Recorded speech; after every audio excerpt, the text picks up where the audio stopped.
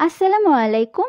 আমাদের সবজি বাগানে কত পুঁইশাক হয়েছে দেখুন। আজকে আমি আপনাদেরকে ডিম দিয়ে পুঁইশাক ভাজি রান্না করে দেখাবো। এর জন্য এখান থেকে কিছু শাক তুলে নেব। শাকের কোনো ডাঁটা নেব না, শুধু পাতা ছিঁড়ে নেব। বাগান থেকে কিছু শাক তুলে শাকগুলো ভালো করে পানি দিয়ে ধুয়ে নিয়েছি। এখন এই শাকগুলো কেটে নেব। শাকগুলো কেটে নিয়েছি। এখন মূল রান্নায় চলে যাচ্ছি। চুলায় কড়াই চাপিয়ে দিয়েছি। কড়াইতে তেল দিয়ে দিচ্ছি।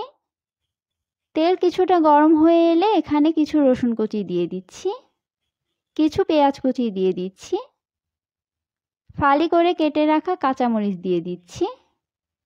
এখন এগুলো কিছুক্ষণ ভেজে নেব।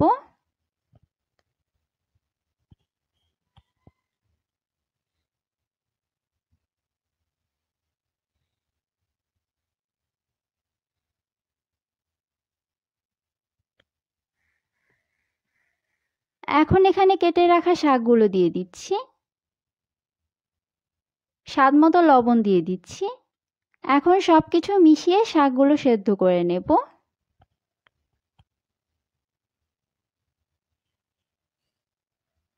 এগুলো ঢাকনা দিয়ে ঢেকে দেওয়ার কোনো দরকার নেই, ঢাকনা ছাড়াই শাক সেদ্ধ হয়ে যাবে।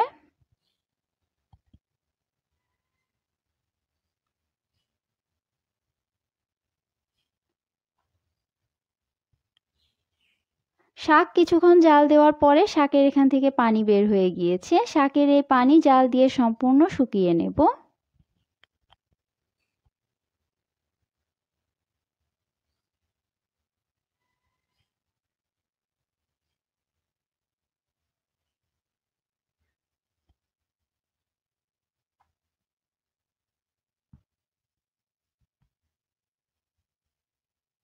আরও কিছুক্ষণ শাক জাল দেওয়ার পরে শাকের এখান থেকে পানি সম্পূর্ণ শুকিয়ে গিয়েছে আর শাক সেদ্ধ হয়ে গিয়েছে। শাকের যে সবুজ কালার, সেই সবুজ কালার এখনও আছে।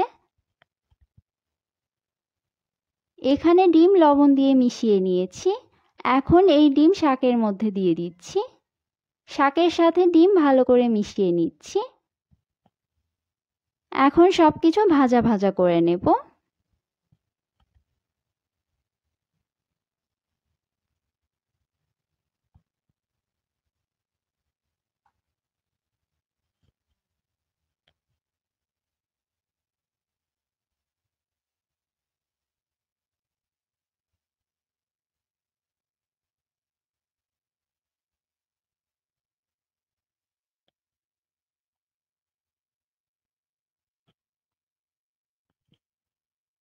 ডিম দিয়ে পুঁইশাক ভাজি সার্ভ করার জন্য রেডি হয়ে গিয়েছে। এখন এগুলো চুলা থেকে নামিয়ে নেব। খুবই সহজ একটি রেসিপি, আপনারাও একবার ট্রাই করে দেখতে পারেন। আশা করি ভালো লাগবে। আজকের মতো আমি এখানেই বিদায় নিচ্ছি। আল্লাহ হাফেজ।